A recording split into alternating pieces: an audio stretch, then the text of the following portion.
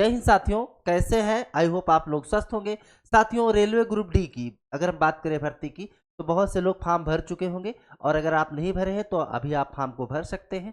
हाँ, ये अगर आपको ये जानना है कि किस जोन में सबसे अधिक फॉर्म पड़े हैं तो हमने उसके लिए ऑलरेडी वीडियो बना लिया है, वहाँ से आप देख सकते हैं, वहाँ पे आपको फायदा मिल सकता है साथियों, हेल्प हो सकता ही है। तो आइए हम बात करेंगे। यहाँ पे अगर हम बात करें साथियों, तो आखिर आप जो है कैसे सिलेक्शन लें, क्यों? क्योंकि इसके बाद आपको पढ़ाई करना है और इसके बाद आपका पेपर होगा, और जो पेपर होता है ना साथियों, वहाँ पे अगर बात करें तो देखिए आज के समय में कंपटीशन आप समझिए कि एक सीट के लिए ना लगभग 500 आवेदन आएंगे। एक सीट की हम बात कर रहे हैं साथियों, यानी कि आपकी जो लड़ाई होने वाली है ना 500 लोगों के लिए है, एक सिलेक्शन को लेकर के। तो कैसे करें तैयारी संपूर्ण, हम यही चर्चा करेंगे आज की वीडियो में। आप सभी साथियों का लर्निंग विद जेएस की इस ऑफिशियल यूट्यूब चैनल पे बहुत बहुत स्वागत है। साथियों, आइए हम चर्चा की शुरुआत करें। सबसे पहले अगर हम बात कर ले साथियों, तो हमने आपको बताया कि आप 23 तारीख से लेकर के 22 तक इसकी लास्ट डेट है, फॉर्म को आप भर सकते हैं। जनरल ओबीसी डब्ल्यूएस की 500 रुपये, SC ST PH या फिर EBC 250 रुपये है, और आल फीमेल की भी क्या है 250 रुपये। तो अब इम्पोर्टेंस ये हो जाता है कि तैयारी की बात करें हम साथियों। देखिए एक चीज मैं आपको बता दूं कि तैयारी, जितने भी लोग फॉर्म भरेंगे लगभग 1.5 करोड़ फॉर्म आने वाले हैं। तो ऐसा नहीं है कि जो लोग फॉर्म भरेंगे वो ये सोच करके भरेंगे कि हमें सिलेक्शन नहीं लेना है। सबकी सोच वही होगी, लेकिन सिलेक्शन क्या सबको मिल पाना संभव है क्या? बिल्कुल संभव नहीं है, क्योंकि वैकेंसी ही नहीं है। तो आपका सिलेक्शन आखिर होगा कैसे, है ना? जब आप लोग कुछ कुछ अलग करेंगे सबसे, है ना? वो क्या अलग करेंगे, हम यही तो चर्चा करने जा रहे हैं साथियों। तो सबसे पहले अगर हम बात कर लें यहाँ पे, तो किसी भी परीक्षा को निकालने के लिए सबसे पहला काम हमारे पास क्या होना चाहिए कि हमें वो सिलेबस पता हो, है ना? अगर क्योंकि समझिएगा, पढ़ाई हर लोग करते हैं, लेकिन कितना पढ़ना है ना? किस सब्जेक्ट से कितना नंबर आएगा, ये जानना हमारे लिए जरूरी हो।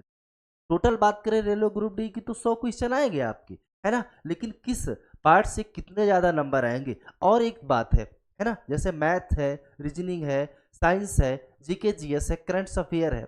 अब कोई पार्ट ऐसा होगा जो हमारा बहुत अधिक स्ट्रांग होगा, कुछ पार्ट्स ऐसे होंगे जो थोड़ा सा वीक होगा, है ना? तो हमें क्या करना है ताकि जो है संतुलन बरकरार रहे, है ना, बराबर रहे, और 90+, आप ये समझिए कि 80-85 से लेकर के 90 के बीच में कट ऑफ जाने वाली है साथियों इसमें, है ना? तो अब हम पहले सिलेबस की अगर बात कर लें यहाँ पे, तो आप देख पा रहे होंगे, अगर हम मैथ्स की बात करें तो सबसे पहले यहाँ भिन्न है, क्षेत्रमिति है, संख्या प्रणाली, नंबर सिस्टम है, गति, समय और दूरी है, LCM SCF है ना, ज्यामिति, वर्क एंड टाइम, समय और कार्य है, दशमलव। ये सारा का सारा जो है सिलेबस हम बात कर रहे हैं किसकी, मैथ्स की। इसके अलावा अगर बात करें, सबसे पहले हम आपको सिलेबस दिखा दे रहे हैं, फिर बात की जाए यहाँ पे जो है सामान्य बुद्धि एवं तर्क यानी रीजनिंग की बात करें साथियों, तो रीजनिंग में भी आप देख पा रहे होंगे कि रीजनिंग जो है वो लगभग आप मैथ्स और रीजनिंग हाई स्कूल लेवल की ही आने वाली साथियों, है ना? मैथ भी जो है ऐसा नहीं है कि आपकी इंटर की या फिर BSc की मैथ आएगी, बहुत ही बेसिक मैथ आने वाली है, क्योंकि जो नौकरी है ना ग्रुप डी की है साथियों, ध्यान दीजिएगा, चतुर्थ श्रेणी की है। लेकिन आपको जो है पता होना चाहिए सिलेबस। तो अगर यहाँ पे हम बात कर लें, यहाँ पे हम रीजनिंग की बात करें तो आप देख पा रहे होंगे, पहेली है, तर्क है, गणितीय संख्याएं है, निर्णय लेना, डेटा प्राप्ति, ये सब विश्लेषणात्मक, ये सब क्या है, रीजनिंग है साथियों। फिर हम बात कर ले यहाँ पे सामान्य जागरूकता की बात करें, यानी जीके जीएस की बात करें, तो एक बात हम आपको बता दे रहे हैं साथियों कि अगर हम जीके जीएस की बात करें, ठीक है, तो यहाँ पे अगर हम बात कर ले साथियों जीके जीएस की, तो ध्यान दीजिएगा, जीके जीएस में साथियों अगर बात की जाए तो जो है आप लोगों को हम बता देते हैं जीके की, तो जीके और जीएस इसके साथ में करंट अफेयर, तो लगभग ये 20 नंबर का है साथियों, ठीक है, 20 नंबर का है, जहां पे 15 नंबर की आपकी जीके आएगी, जहां पे हिस्ट्री से क्वेश्चन है, पॉलिटी से है, ज्योग्राफी से है, इकोनॉमिक्स से है, यानी अर्थशास्त्र से भी क्वेश्चन आएगा, भूगोल से आएगा, और 5 नंबर का आपका साथियों क्या है, करंट अफेयर है, ठीक है, ध्यान दीजिएगा, करंट अफेयर के 5 नंबर यहाँ पे आने वाले हैं। तो अब आपको क्या करना है, ऐसा भी नहीं करना है 5 नंबर का करंट अफेयर है तो सिर्फ करंट अफेयर ही पढ़ते रहिए, क्योंकि मैं बहुत से लोगों को देखता हूँ वो गलती क्या करते हैं, एक ही सब्जेक्ट पे ज़्यादा फोकस करते रहते हैं, और सिलेक्शन ऐसे नहीं होता है। अगर आप सिर्फ एक सब्जेक्ट पे फोकस करेंगे ना तो आप उसके टीचर बन सकते हैं, है ना, लेकिन आपको सिलेक्शन नहीं मिलने वाला है, ध्यान दीजिएगा इस बात। तो वो हमने आपको बताया 15 नंबर का पूरा जीके है, और फिर 5 नंबर की आपकी क्या है, करंट अफेयर है साथियों। यहाँ पे अगर बात कर लें तो संयुक्त राष्ट्र अन्य महत्वपूर्ण विश्व संगठन, भारत में परिवहन प्रणालियां, कंप्यूटर अनुप्रयोगों की मूल बातें। अब मैं आपको देखिए, अब अगर बात की जाए मैथ्स और रीजनिंग की, देखिए मैथ और रीजनिंग तो आपको प्रैक्टिस ही करना है साथ, है ना। सबसे पहले आप क्या करेंगे, प्रीवियस ईयर के जो है क्वेश्चन देख लेंगे, ठीक है। ये बहुत इंपॉर्टेंट हो जाता है, ठीक है। प्रीवियस ईयर के क्वेश्चन, है ना, मैथ रीजनिंग के, आप उससे ये आपको अंदाजा हो जाएगा, जैसे 2013 में भर्ती आई थी, 2018 में आई थी, 2019 में आई थी, तो उसके प्रीवियस ईयर के जो क्वेश्चन है उसको आप देखेंगे तो उससे आपको पता चलेगा कि मैथ्स हमारी कैसे आ रही है, रीजनिंग कैसे आ रही है।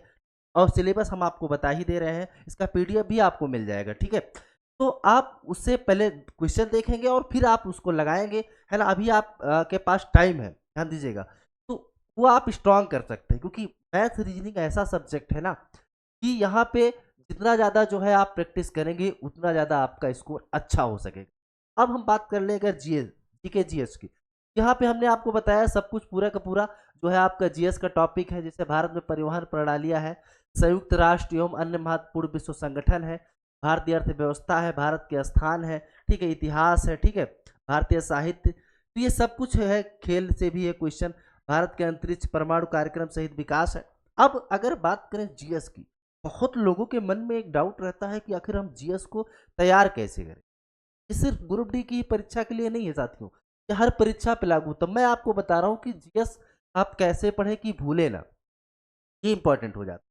देखिए किसी भी चीज पे जब तक आप इंटरेस्ट नहीं लेंगे ना, तब तक जो है आपको चीजें समझ में नहीं, और जीएस तो ऐसा सब्जेक्ट है कि बिल्कुल भी नहीं। इसलिए ध्यान दीजिएगा, जब भी आप जीएस पढ़ रहे हो ना, आपको अपने माइंड में एक चीज रखना है कि हम एज इंटरटेनमेंट के लिए किसी चीज इंटरेस्ट के साथ, है ना।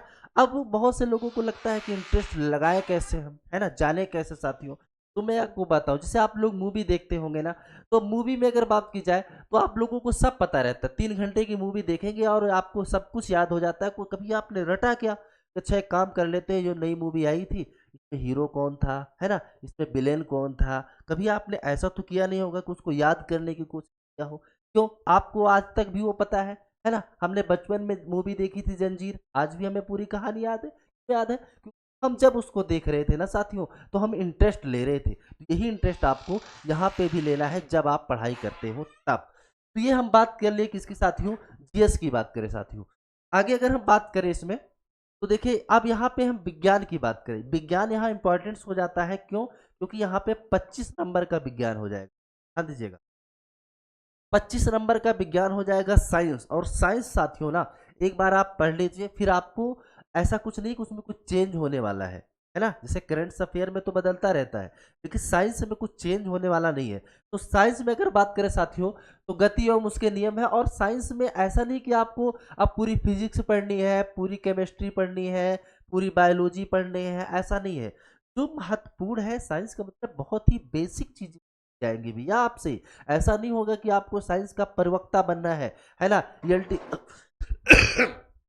एलटी ग्रेड का पेपर देने के लिए जा रहे हैं, तो ऐसा कुछ भी नहीं है, ध्यान दीजिएगा। बस आपको बेसिक बेसिक चीजें आपके दिमाग में होनी चाहिए, वहीं से प्रश्न जो है पूछे जाएंगे साथियों। यहाँ पे भी आप प्रीवियस ईयर के क्वेश्चन सॉल्व कर सकते हैं, उससे आपको बेनिफिट मिल जाएगा कि किस टाइप के क्वेश्चन पूछे जाते हैं आपके परीक्षा। तो ये सिलेबस आप देख पा रहे हैं, गति एवं उसके नियम है, कार्य एवं ऊर्जा शक्ति है, आकर्षण शक्ति, गर्मी और तापमान, आवाज, प्रकाश परावर्तन और अपवर्तन, है ना। ये पूरा का पूरा सिलेबस है जो हम बात कर रहे हैं किसकी, साइंस की साथियों। अगली स्लाइड पे हम समझ लेते हैं कि यहाँ पे कुछ और भी है, साइंस से है, और कुछ टॉपिक यहाँ पे आप पर्यावरण से भी समझ, ईवीएस से। यहाँ पे देख पा रहे होंगे जैसे पारिस्थितिकी तंत्र एवं खाद्य श्रृंखला है, ये साइंस के ही अंदर है। लेकिन यहाँ पे ये क्वेश्चन पूछा जाएगा, पौधों और जानवरों में प्रजनन की बात करें, है ना, बायोलॉजी से है, कोशिका संरचना और कार्य, पौधों और जानवरों में पोषण, रोग एवं उनके कारण, मानव शरीर रचना विज्ञान और शारीरिक क्रिया, रोजमर्रा के रसायन विज्ञान, साबुन डिटर्जेंट आदि, है ना, पर्यावरण रसायन विज्ञान, आवर्त सारणी और आवर्ता, है ना, आनुवंशिकी और विकास। तो ये हम टॉपिक है जो आपको बता रहे हैं कि यहीं से क्वेश्चन आपको आएंगे। एक बार मैं ओवरऑल अगर आपसे मैं कहूँ तो आप समझ लीजिएगा, अगर मैं साइंस की बात करूं, जैसा कि आप देख पा रहे हैं, तो साइंस की अगर बात कर ले साथियों, तो यहाँ पे जो है 25 क्वेश्चन है, ठीक है। के और जीएस की बात करें, साथ में करंट अफेयर है, ठीक है। तो इसके जो है आपके 20 नंबर के हो जाएंगे। इसके अलावा अगर बात की जाए तो मैथ्स है, ध्यान दीजिएगा साथियों, मैथ्स है और साथियों क्या है, रीजनिंग है। टोटल अगर बात कर लें साथियों तो आपका जो पेपर है वो 100 क्वेश्चन आएंगे आपके एग्जाम में, ध्यान दीजिएगा 100 क्वेश्चन आएंगे आपके एग्जाम में। और यही आपको तैयारी करना है CBT 1। इसके बाद आप जो है आपकी शारीरिक परीक्षा होगी और इसके बाद आपका डॉक्यूमेंट वेरिफिकेशन होगा और फिर आपका सिलेक्शन हो जाएगा। वहीं अगर हम बात कर लें एग्जाम की, इतना टाइम है हमारे पास, ये इंपॉर्टेंट हो जाता है। तो टाइम की बात करें साथियों तो आप ये मान के चलिए कि इसका जो एग्जाम है ना, एग्जाम की अगर हम बात कर लें साथियों, इसके एग्जाम की बात करें कि एग्जाम जो है आप समझिए कि लगभग ये जुलाई में हो जाएगा, ठीक है। ये मान के चलिए कि जुलाई तक इसका जो है पेपर आपको देखने को मिल जाएगा, क्योंकि अभी जनवरी फरवरी तक फार्म ही पड़ रहा है, फिर मार्च अप्रैल मई जून, है ना। लगभग आप मान के चलिए कि मई जून तक के बाद जो है जुलाई तक आपका पेपर हो ही जाएगा आपका। तो अभी आपके पास 4-5 महीने का टाइम है। तो सबसे पहला काम हमने आपको सिलेबस दिखा दिया। अब आपको क्या करना है, प्रीवियस ईयर का आप कोई भी किताब ले सकते हैं, वहां से आपको क्वेश्चन देखना है किस टाइप के हैं, और फिर एक एक टॉपिक को आपको बस इतना ध्यान देना है कि आप, बहुत से लोग क्या करते हैं, गलती कहाँ करते हैं वो मैं आपको बता रहा हूँ। गलती क्या करते हैं कि वो सिलेबस निकाल लिए, कुछ दिन तक बहुत जुनून रहता है भाई मुझे इसमें जॉब लेना है, लेकिन जब पढ़ने लगते हैं ना तो वो टाइमली किसी चीज को नहीं कर पाते, है ना। तो आपको मेहनत तो करनी ही पड़ेगी। आप ये समझिए कि अगर अगला 2 घंटे पढ़ रहा है तो आपको 4 घंटे पढ़ना चाहिए, है कि नहीं। अगर आप उसके बराबर ही पढ़ाई करेंगे तो फिर जाहिर सी बात है उसके बराबर ही तो रहेंगे ना। और हमने आपको बताया कि लगभग 500 लोगों में कंपटीशन है आपका होने वाला है, इसलिए आपको कुछ अलग करना है, ठीक है। मेहनत करनी पड़ेगी। अब वो मेहनत आप चाहे जैसे करें, ठीक है। कोई जरूरी नहीं कि आप इकट्ठे 8 घंटे बैठ करके ही पढ़े। आप 2 घंटे पढ़े, आपको 10-5 मिनट का आप रेस्ट ले लीजिए, फिर आप पढ़िए, ठीक है। और बहुत आप ऐसा एक चीज और मैं आपको बता दूं, जैसे ये भी आप बस सोचिएगा कि हम रात को ही पढ़े, जैसे बहुत लोगों का मानना रहता है कि भाई हम एकदम रात को ही पढ़ेंगे, है ना। आप पता चलता है कि आप 10 बजे के बाद 11 बजे के बाद पढ़ने बैठेंगे तो नींद आ जाएगी, है ना। तो आप ऐसा मत करिए, मैं कह रहा हूँ टाइम टेबल बनाइए ही मत। बस आप अपना एक टारगेट बना लीजिए कि मुझे कम से कम 4 सब्जेक्ट है और 2-2 घंटे पढ़ने हैं। ध्यान दीजिएगा, आपको 4 सब्जेक्ट है, 2-2 घंटे आपको हर सब्जेक्ट प्रतिदिन के हिसाब से तैयारी करनी है साथियों। और इतना अगर आप करते हैं ना, मैं गारंटी लेता हूं ना कि आपका सिलेक्शन कोई रोकने वाला नहीं है 2025 के। तो आपको जो है बकायदे हर सब्जेक्ट को 2 घंटे, और बिल्कुल आप ये सोच लीजिए कि भाई हम करेंगे क्या करेंगे, है ना। मैं आपको ये सारी चीजें क्यों बता रहा हूँ, क्योंकि देखिएगा हर चीज का एक टाइम होता है, और जब टाइम निकल जाता है ना साथियों तो फिर वो चीजें आ नहीं पाती हैं। मैं बहुत सी बताऊं, आप लोग जानते होंगे कि एक BSNL कंपनी थी, एक बड़ा नाम हुआ करता था, है ना। आज BSNL की क्या स्थिति हो गई, क्यों? क्योंकि वो समय रहते हुए अपने अंदर चेंज नहीं लाई, है ना। अपनी कंपनी में कोई परिवर्तन नहीं लाया, तो इसलिए आज से आपको लग जाना है, ठीक है। हाँ, कुछ लोग कहेंगे कि वैकेंसी और बढ़नी चाहिए, ठीक है, बिल्कुल बढ़नी चाहिए, लेकिन हम लोग कोशिश ही तो कर सकते हैं ना भाई। तो हम भी कोशिश कर रहे हैं, अगर बढ़ जाएगी तो बहुत ही अच्छी बात है और बढ़ना चाहिए भी साथियों, ठीक है। तो इस तरीके से आपको तैयारी करना है। जो है आपके लिए अग्रिम शुभकामनाएं, और इस चैनल के माध्यम से आपको वीडियो मिलती रहेगी, ठीक है। जो भी इंपॉर्टेंट्स है बहुत ही जल्द हम आपके लिए रेलवे से संबंधित, क्योंकि आप लोग बहुत प्यार देते हैं लगातार, है ना। तो इस चैनल के माध्यम से बहुत ही इंपॉर्टेंट कंटेंट आने वाले टाइम पे आपको डेली मिलना चालू हो जाएंगे साथियों। तो बस हम आपसे नेक्स्ट वीडियो में मिलते हैं, लेकिन अगर आप हैं यहाँ तक आए हैं चैनल पे नए तो एक बार चैनल पे जा करके सब्सक्राइब कर लीजिएगा। वीडियो अच्छी लगी हो तो लाइक करिए, शेयर करिए। बहुत जल्द आपसे नेक्स्ट वीडियो में मिलते हैं, तब तक के लिए आप सभी साथियों का बहुत बहुत धन्यवाद।